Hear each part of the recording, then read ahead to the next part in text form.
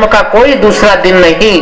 और तीसरी, हमारी भाषा, हमारी संस्कृति, हमारे संस्कार जिस तरह से खतरे में है। मित्रों, यहाँ पर बैठे हुए जितने भी नौजवान मित्र हैं, मैं उनसे एक ही बात कहना चाहता हूं कि दुनिया में केवल माँ है जो हमें विपरीत समय में भी बद्दुआ नहीं देती, हमेशा दुआ देती है। इसीलिए हमारे उज्जैन के एक बड़े शायर रमेश सोज ने कहीं पर लिखा कि बहुत रोते हैं पर दामन हमारा नम नहीं होता, इन आंखों के बरसने का कोई मौसम नहीं होता, मैं अपने दुश्मनों के बीच भी महफूज रहता हूं, मेरी माँ की दुआओं का खजाना कम नहीं है। आइए उस माँ की वंदना से आज के इस काव्य समारोह की शुरुआत करते हैं। और हिंदुस्तान के छठे छटाए कवियों के बीच, हिंदुस्तान के इन यशस्वी सरस्वती पुत्रों के बीच अगर माँ सरस्वती की वरद पुत्री बैठी हो, जिसका स्वयं का नाम ही अर्चना हो और वो अर्चन भी बड़े तरीके से करती हो, तो फिर ये जिम्मेदारी उनके कंधों पर जाती है। मैं देश की सर्वाधिक लोकप्रिय शिष्ट और शालीन कवित्री आदरणीय अर्चना अर्चन से निवेदन करता हूँ कि वे आए और अर्चना के कुछ स्वर माँ के चरणों में समर्पित करें, इस भाव के साथ कि गणपति शारदे सकल क्लेश हरते हैं। अब हम नवरस सीमा में प्रवेश करते हैं, तुम दो आशीर्वाद आज इन कवियों को, हम कवि सम्मेलन का श्री गणेश करते हैं। जोरदार तालियों की गड़गड़ाहट के साथ देश की एक नौजवान कवित्री का अभिनंदन करें, आदरणीय अर्चना अर्चन। बहुत अच्छा, बहुत शानदार।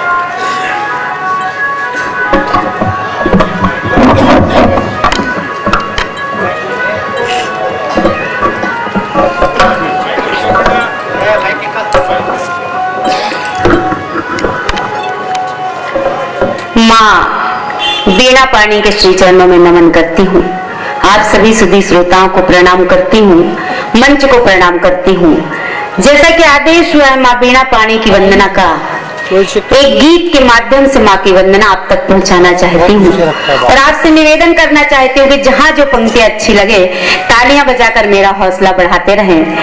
माँ की वंदना आप तक पहुँचाऊं उसके पहले 4 पंक्तियां माँ के श्री चरणों में रखना चाहती हूँ और आपका तालियों से प्यार और दुलार चाहती हूँ, सुनिएगा। जय हो हंस वाहिनी माँ, जय हो हंस वाहिनी माँ, ऐसा वरदान दे भक्त हूँ मैं तेरी, मुझे आन बान शान दे। जय हो हंस वाहिनी माँ, ऐसा वरदान दे भक्त हूँ मैं तेरी, मुझे आन बान शान दे। भावना परिंदे को आकाश की ऊंचाई में ले, ऐसा माता शारदे तू बृहद बितान दे। भावना की मंडी में साहित्य का ना सौदा करूं, भावना की मंडी में साहित्य का ना सौदा करूं, अभिमान नहीं माता मुझे स्वाभिमान दे। देश जाति रंगो भाषा भावना में भेद ना हो, ऐसा माता शारदे तू भारत महान दे, ऐसा माता शारदे तू भारत महान दे। और माँ की वंदना गीत के माध्यम से आप तक पहुँचाना चाहती हूँ, सुनिएगा। इसकी आवाज बढ़ा दीजिए। स्वागत। अब तो चाहते हैं बस तेरे दीदार की, अब तो चाहते हैं बस तेरे दीदार की, जोत से नासे धवल शुभ्र श्रृंगार की। अब तो चाहते हैं बस तेरे दीदार की, जोत से नासे धवल शुभ्र श्रृंगार की। तुझसे है ये निवेदन हे माँ शारदे, मुझे अकिंचन को जीने का आधार दे। मैं तेरी भक्त हूँ, मुझको भी प्यार दे, मेरे स्वर में तू वीणा की झंकार दे। मैं न छोड़ूंगी चौखट तेरे द्वार की, जोत से नासे धवल शुभ्र श्रृंगार की। मुझको कागज कलम से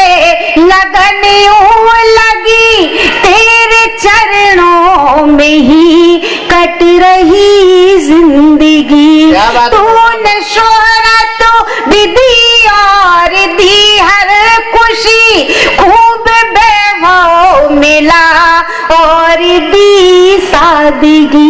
मेरी हर मुश्किलें तूने ही पार की, जोत से ना से धवल शुभ्र श्रृंगार की। और वंदना का अंतिम बंदा आप तक पहुंचाना चाहती हूँ, सुनिएगा। शब्द चित्र तेरे मैं बनाती ही रहूं, ज्ञान का दीप जग में जलाती रहूं, तेरे आशीष से जग मगाती ही रहूं, आखिरी सांस तक गीत गाती रहूं। मैं भी बेटी हूँ तेरे ही परिवार की, मैं भी बेटी हूँ तेरे ही परिवार की, जोत से ना से धवल शुभ्र श्रृंगार की। अब तो चाहते हैं बस तेरे दीदार की, जोत से ना से धवल शुभ्र श्रृंगार की। शादी हो तो उसका कमरा चेक करो, रंगीन पर्दे, धुले हुए चदरे, बढ़िया वातावरण रहता है, कई खुशबूदार डिओड्रेंट रखे रहते हैं, परफ्यूम रखे रहते हैं, कई प्रकार के अंग्रेजी फिल्मों की सीडियां रखी रहती हैं, मतलब सारा साहित्य कमरे में आपको मिलेगा। शादी के 10-12 साल हो जाए उसके बाद कमरा चेक करो, बाम की शीशी, आयोडेक्स, पेंजान की गोलियां, बाबा रामदेव के आसन की सीढ़ियां, कईयों क्या तो मैंने हनुमान चालीसा तक रखा हुआ देखा। ये परिवर्तन आते हैं हमारे यहाँ 10-15 साल। अभी जिसका बैंड बज रहा है ना, ये आज भले ही कितना ही खुश हो रहा हो, इसको 8-10 दिन बाद ये बैंड है ना बिल्कुल मातम की धुन नजर आएगा। ये सोचेगा किस मुश्किल में मैं पड़ा जो, क्योंकि शादी नहीं होती जब तक आदमी की बात ही अलग रहती है, वो आदमी रहता है। शादी के बाद तो क्या है कि फिर वो आदमी है ये उसे बताना पड़ता है कई बार। अच्छा कुछ सालों तक तो उसको सेंसेशन रहता है कि हाँ मैं आदमी हूं। अच्छा और आदमी क्या जन्मजात भोला होता है, हमारी बहनें माफ करें मुझे, आदमी हमेशा भोला ही पाया जाता, भोला ही होता है बेचारा। वो शादी की पहली रात्रि को अपनी पत्नी को वो बता देता है जो उसको जिंदगी भर नहीं बताना चाहिए। अच्छा वो तो सीखी पढ़ी MBA करी हुई आजकल पढ़ी लिखी लड़कियां आती है तो पहले दिन आते ही काम में लग जाती है, बहला पुसला के सब पूछ लेती है, तेरे दोस्त कौन कौन से हैं, कहाँ कहाँ जाता है, क्या क्या खाता है, क्या क्या पीता है, सारा वो नोटिंग करती जाती है। और दूसरे दिन से काम पे लग जाती है, सबसे पहले उसके यार दोस्त छुड़ाती है, बाहर आना जाना बंद। देखो ये बहुत सही वो बोला जिसकी सच में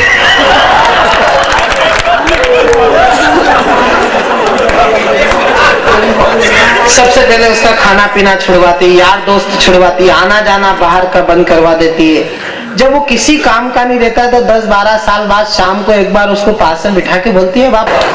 ये परिवर्तन हमारे आपके परिवार में आता है, ये आप नहीं देख पाते, कवि लोग देख लेते हैं, इसको रेखांकित करते हैं, इसलिए हास्य पैदा होता है। हास्य पैदा करना बहुत मुश्किल काम है, हास्य आपको हंसाना बहुत कठिन काम है। तनाव देने के लिए तो आपके रिश्तेदार ही काफी है, देते ही रहते होंगे वो तो। कोई दोस्त अपनी पत्नी के साथ जा रहा है और कोई सुंदर सी लड़की उसको केवल नमस्ते करके चली जाए, समझ लो उसके लिए जिंदगी भर का तनाव पैदा हो गया घर में। वो घर जाते जाते भूल जाए, लेकिन घर जाते ही वो भगवती पूछती है, चामुंडा माता सीने पे हालात रख के बोले बता वो कौन थी। अब वो बेचारा सिर खुजाता रह जाता है कि कौन थी कौन थी। ये हमारे आपके जीवन के बहुत सहज रूप से उत्पन्न हुए तनाव हैं। हमारे अधिकारी वर्ग इस कवि सम्मेलन को सुन रहे हैं, कुछ हमारे अधिकारी अभी आए हैं, उनका हम हार्दिक स्वागत करते हैं, उनसे माफी भी चाहते हैं कि हमने थोड़ा जल्दी शुरू कर दिया। स्थापना दिवस का समापन समारोह का कार्यक्रम है इसलिए थोड़ा जल्दी शुरू कर दिया, मैं उनसे माफी चाहता हूँ। आइए मैं पहला कवि आपके बीच बुलाना चाहता हूँ जो राजनीति की विकृतियों में से आपको एक हास्य की आकृति निकाल कर देगा, राजनीति की विद्रुपताओं कविताओं को हिंदी फिल्मी गीतों की पैरोडियों के माध्यम से प्रस्तुत करने का उसका अपना एक तरीका है। यूसुफ सागर उसका नाम है। भगवान ने पर्सनालिटी के नाम पे पर्सनालिटा दिया हुआ है। अभी खड़ा हुआ था तो आपने देखा ना कैसा खड़ा था, जैसे भिलाई में बिजली का खंभा खड़ा हो।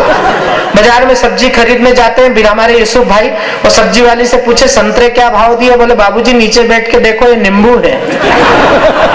क्योंकि अगले ने दूर का चश्मे के बजाय पास का चढ़ा लिया था। कवि अपनी मस्ती में रहता है, उसे तो हास्य से मतलब है। वो हास्य रस के बड़े अद्भुत हस्ताक्षर हैं। मैंने उनकी पैरोडियों का जादू लाखों लाख जनता में फैलते हुए देखा है। आज वो इतने कम सुधी लेकिन शालीन श्रोताओं के बीच अपनी प्रस्तुति देने जा रहे हैं। मैं उनकी अगवानी आपके बीच करवाना चाहता हूँ। मैं भाई यूसुफ सागर से निवेदन करना चाहता हूँ कि वे आए और अपने सागर में से मोती, माणक, हीरे, पन्ने आप पर लुटाने की कोशिश करें। आप जरा जोरदार तालियों की गड़गड़ाहट के साथ भाई यूसुफ सागर की अगवानी करें कि वे आए अपने गीतों से इस वातावरण को जरा गुंजित करें। स्वागत।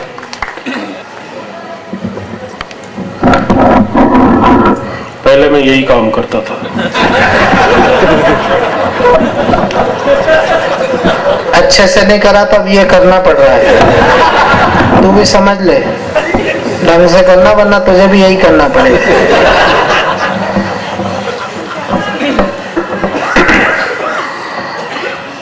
हेलो, ठीक है।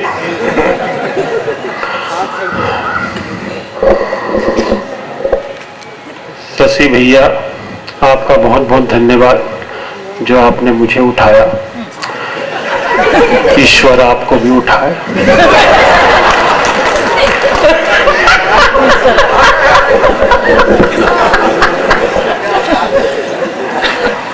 देश के बहुत ख्यातिलब्ध मंच संचालक हैं। देश के अनेक विदेशों की यात्रा किए हैं, बहुत जगह गए हैं, कश्मीर से कन्याकुमारी तक गए हैं, सब जगह गए हैं। मैं नहीं पहुंच पाया हूं। छोटी छोटी पैरोडियों के माध्यम से आपसे जुड़ने का प्रयास करूंगा। तेरे पास बीपीएल और जुड़ने का भी प्रयास करूंगा। और जब आप जुड़ जाएंगे तो आपको गीत गजल की ओर भी ले चलूंगा, अगर आप बर्दाश्त करेंगे मुझे तो। स्वागत भाई, स्वागत। बच्चे भी यहाँ बैठे हैं। बात वहीं से शुरू करता हूँ कि एक 7 साल का बच्चा अपनी नानी से क्या कह रहा है। स्वागत। उससे पहले मैं जो यहाँ पर माहौल देख रहा हूँ उसके लिए 2 पंक्ति पढ़ता हूँ। हर तरफ अज़ाम है के, हर तरफ भजन महके, हर तरफ अज़ाम है के, हर तरफ भजन महके, एकता की खुशबू से, एकता की खुशबू से ये मेरा वतन महके।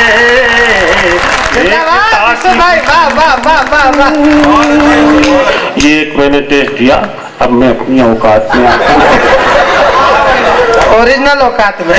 एक और पैरोडी रखता हूँ कि एक 7 साल का बच्चा अपनी नानी से क्या कह रहा है। बिल्कुल कविता से जुड़ने के लिए पहले आप एक माहौल पैदा कर दें कि ये आप माहौल जो आप देंगे ये मुझे बताएगा कि मुझे माइक पर कितनी देर रहना है। स्वागत सर। एक 7 साल का बच्चा अपनी नानी से क्या कह रहा है। आदरणीय विधायक जी बैठे हुए हैं। एक 7 साल का बच्चा, अगर बाल काले कराओगी नानी, जब चेहरे पे मेकअप लगाओगी नानी, बिपाशा करीना करिश्मा लगोगी।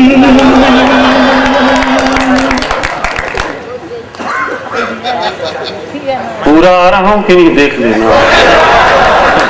नहीं, वही बालक है 7 साल का। ये हमारे कुछ मित्र आए हैं।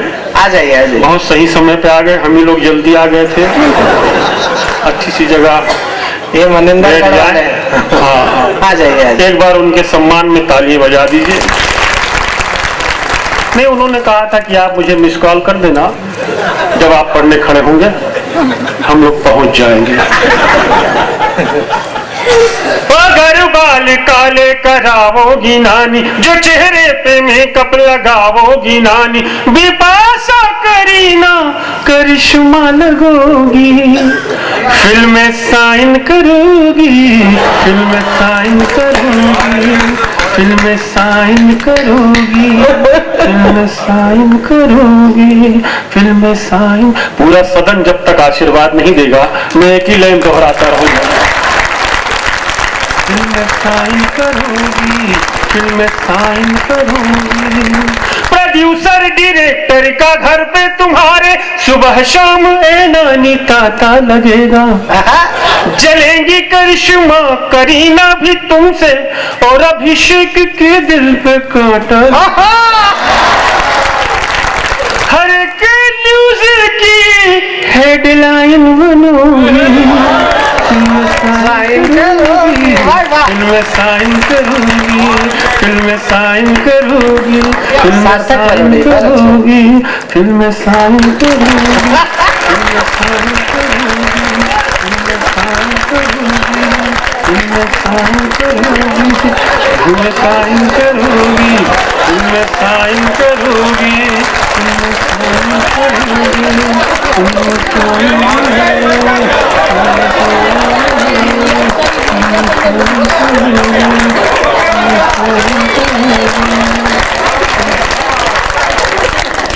मेरी माताएं बहनें यहाँ पर बैठी हैं। एक पैरोडी उसी मोहल्ले से उठाता हूँ। जब दो महिलाएं फुर्सत के छोड़ों में बैठती हैं तो क्या बातें करती हैं। पहली महिला दूसरी महिला से अपने पति और बच्चे के बारे में कह रही है। पहली महिला दूसरी महिला से स्वागत। पति और बच्चे के बारे में। सोते बड़बड़ाए, नाक भी बजाए, डर के मारे मुझको तो नींदिया ना। दूजा मेरा बेटा जो के अभी छोटा है, क्या करूँ हाय सारी रात रोता है, क्या करूँ हाय सारी रात रोता है। तो दूसरी महिला पहली महिला से कह रही, बहना मेरी भी है हालत बुरी, दिन रात को से सासू मेरी कान भरा करती है, पतिदेव का वो तो सदा कान भरा करती है, पतिदेव का वो तो सदा। मेरा पति तो सासू जी का तोता है, क्या करूँ हाय भाग्य मेरा खोटा है, क्या करूँ हाय भाग्य मेरा खोटा है, भाग्य मेरा खोटा है। दोस्तों, नेताजी सुभाष चंद्र बोस उन्होंने कहा था कि तुम मुझे खून दो मैं तुम्हें आजादी दूंगा, लेकिन आज का भ्रष्ट नेता जिसने भ्रष्टाचार किया वो क्या कहता है, मेरी तरह तुम भी कभी हवाला करके देखो, मेरी तरह तुम भी कभी हवाला करके देखो, आता है कितना मजा ये घोटाला करके देखो। बढ़िया है भाई, वाह वाह वाह। भ्रष्ट वही नेता है ठेंगा जो दिखा जाए, भ्रष्ट वही नेता है ठेंगा जो दिखा जाए, ताबूत चारा और यूरिया पचा जाए, भ्रष्ट वही नेता है ठेंगा जो दिखा जाए, ताबूत चारा और कोयला पचा जाए, इस काजल की कोठी में मुंह काला करके देखो ना, मेरी तरह तुम भी कभी हवाला करके देखो ना, घोटाला करके देखो ना, मुंह काला करके देखो। और दोस्तों, जिस कवि मंच से लालू प्रसाद पर कोई कविता नहीं होती वो कवि मंच अधूरा कहलाता है। वो दिन याद रखें, राबड़ी उदास बैठी है, दोबारा मुख्यमंत्री नहीं बन पाए, राबड़ी उदास बैठी है और लालू उनको मना रहे हैं। एक एक पंक्ति पर ध्यान चाहूंगा, कहीं पर व्यंग कहीं पर हास्य झलकता हो तो आशीर्वाद देंगे। राबड़ी उदास बैठी है और लालू उनको मना रहे हैं। पटना से गाड़ी में तुझको बिठा कर मुंबई घुमाते हुए दिल्ली लाकर, पटना से गाड़ी में